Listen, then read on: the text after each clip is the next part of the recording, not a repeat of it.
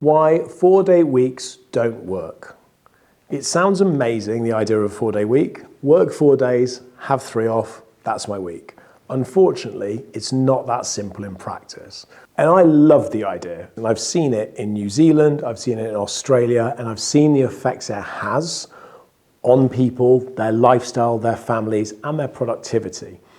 There is loads and loads of research around how a 4-day week is beneficial for a business because it means that people don't burn out. They're not as stressed because they have more time outside of work to relax, to wind down, to do the things that they truly enjoy.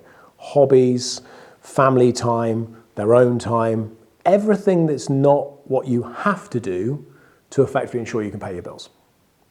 In practice, that's how it should work. Unfortunately, it doesn't. And we'll explore why in a second. As a business, and the way that I looked at this was a mix between what our employees needed, what I felt our employees needed, and the structure of how that works in practice. Can you still have the same productivity in 4 days as you do in 5?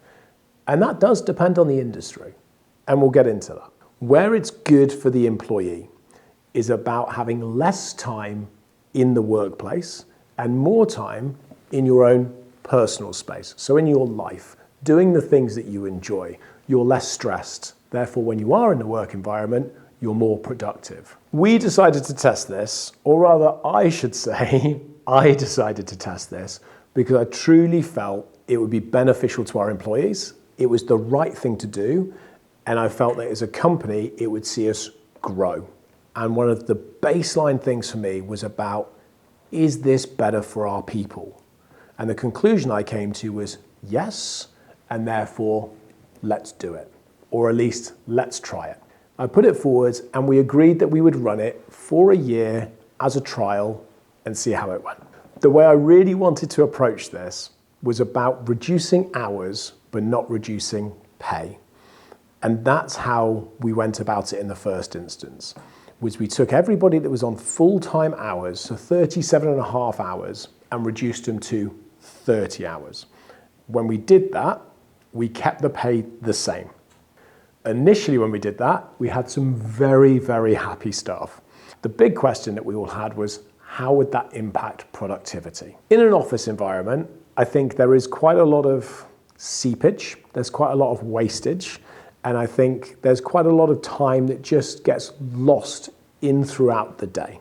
And our experience, or my experience of it, was that the team that reduced hours from 5 days to 4 days were not 20% less productive. Yes, there was less work achieved in the time frame because there's less time, but it wasn't a reduction by 20%. It was probably closer to a reduction by maybe 7%.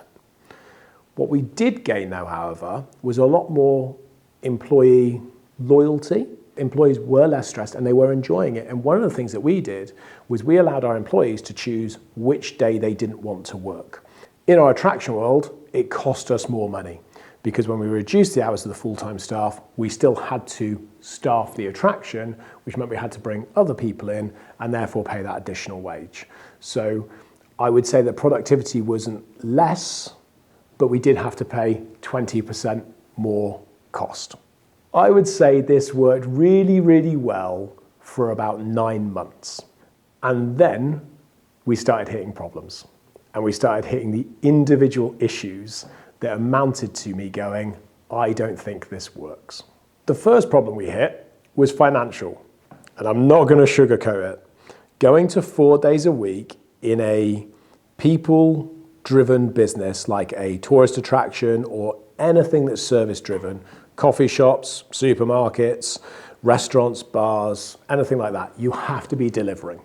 So you have to have the staff there. You shorten their contracts but keep their pay the same, it's going to cost you 20% more. So instantly our salary roll increased by 20%. Now that's a big chunk. When your salary roll is already £1 million a year, adding 20%, that's a number and it hits the bottom line.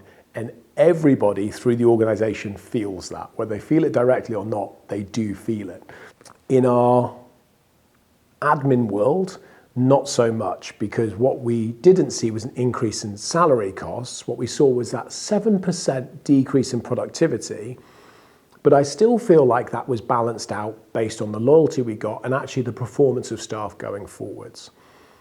But here's where it started to fall down, and here's where it went wrong. We had employees coming back to us going, I'd like to do a 5-day working week, and I'd like to get paid 20% more for doing that 5-day working week. And that was an issue for us, a massive issue, because we'd gone from people doing 5 days on a pay, we'd put them to 4 days on the same pay, and here they were 9 months later going, I'd like to go back to 5 days because that works for me, but because I'm going to work the extra day, I should get 20% more pay. And the maths adds up there, I get that. We had employees going, well, this is what I want to do, and as a company that drives culture, surely you're going to support that. And I was like, that's fair, and if you want to work 5 days, I don't have anything against that, and that's your decision, and you know it better than me, so why shouldn't you? The problem that I had was going, well, hold on, if you're going to 5 days, we've already reduced your hours but kept your pay the same 9 months ago, and now you're coming forwards and want 20% more, that's going to have a massive impact on us. And it became a real problem. And we had a lot of new people joining us, especially again in the younger demographic, that wanted 5 days of work. And what we actually found after a year of doing this was that those people that wanted to go on to 5 days, we could put to 5 days. People joining us that wanted to go on 5 days could go on 5 days. And people joining us that wanted to go on 4 days could go on 4 days, or staying on 4 days could go on 4 days. But now we had this massive increase in salaries. And it was a real mismatch of problems, basically.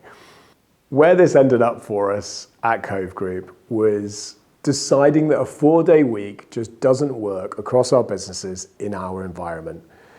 It doesn't work even in an individual environment with different demographics. As every single employee wanted exactly the same thing, you can make it work. But if they don't, you can't. And you cannot have one employee on 4 days getting paid X for a role and one employee on 5 days getting paid the same for the role. That's never gonna fly, and nor should it.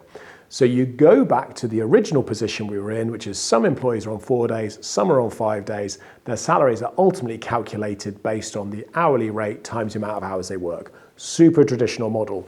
And that's exactly where we ended up. After 2.5 years of testing this and trying this, we came all the way back round and landed right back at the beginning.